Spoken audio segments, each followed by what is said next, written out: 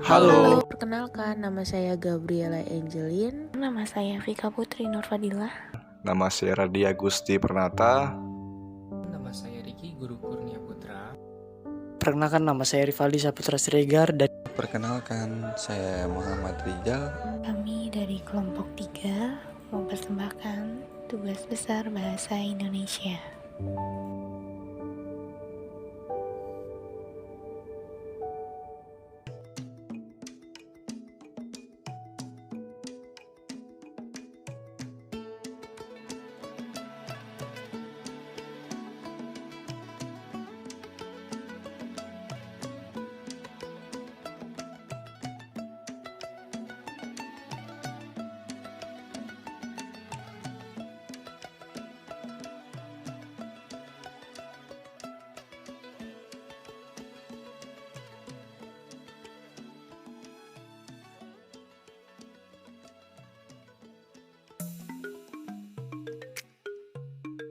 Pengertian ragam bahasa secara umum. Ragam bahasa adalah variasi bahasa menurut pemakaian, yang berbeda-beda menurut topik yang dibicarakan, menurut hubungan pembicara, kawan bicara, orang yang dibicarakan, serta menurut medium pembicara. Ragam bahasa ini timbul karena latar belakang budaya, sejarah, ataupun letak geografis. Sedangkan pengertian ragam bahasa menurut ahli Bachman pada tahun 1990.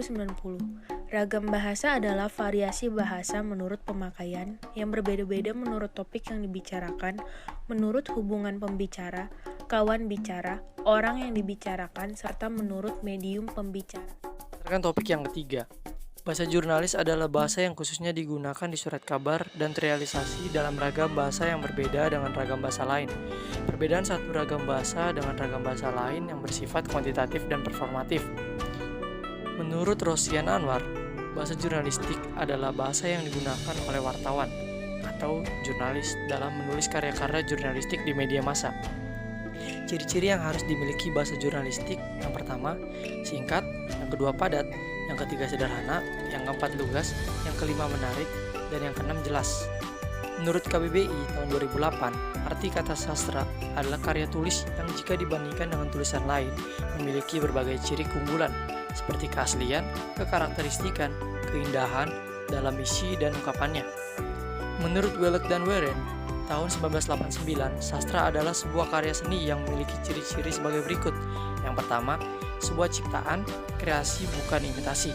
Kedua, ada luapan emosi yang spontan. Yang ketiga, bersifat otonom. Yang keempat, ada otonomi sastra bersifat koheren atau ada keselarasan bentuk dan isi. Kelima, menghadirkan sintesis terhadap hal-hal yang bertentangan. Keenam, mengungkapkan sesuatu yang tidak terungkap dengan bahasa sehari-hari. Ragam sastra dilihat dari bentuknya. Sastra memiliki 4 bentuk, yaitu ada prosa, kedua ada puisi, ketiga ada prosa liris, dan keempat ada drama. Dilihat dari isinya, sastra terdiri dari 4 macam, yaitu ada epik. Epik adalah karangan melukiskan sesuatu secara objektif. Yang kedua ada lirik.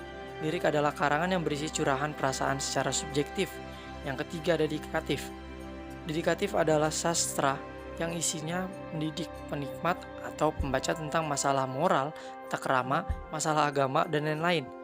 Yang keempat ada dramatik.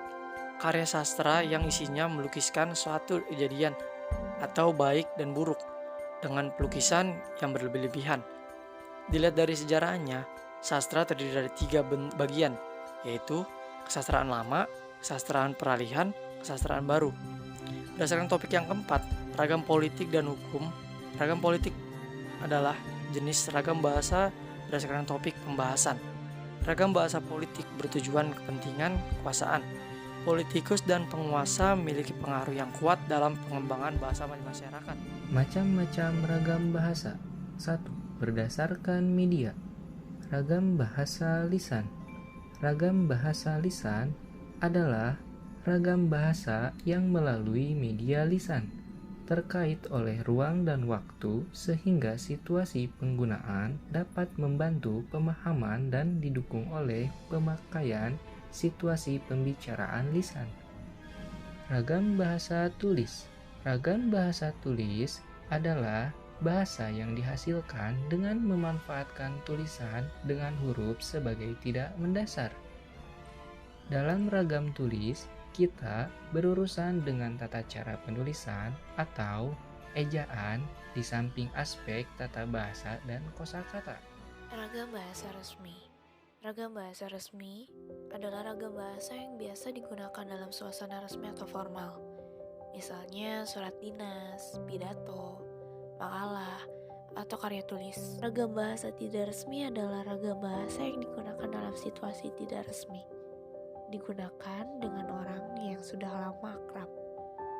Kalimat-kalimatnya juga sederhana, menggunakan kata yang tidak lazim dipakai sehari-hari. Kalimat yang digunakan juga tidak lengkap. Contohnya, PR itu sudah aku selesaikan. Penyebab terjadinya ragam bahasa: 1. Faktor budaya. 2. Faktor sejarah. 3. Faktor perbedaan demografi.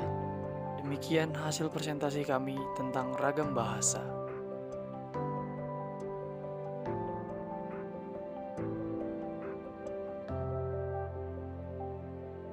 Terima kasih.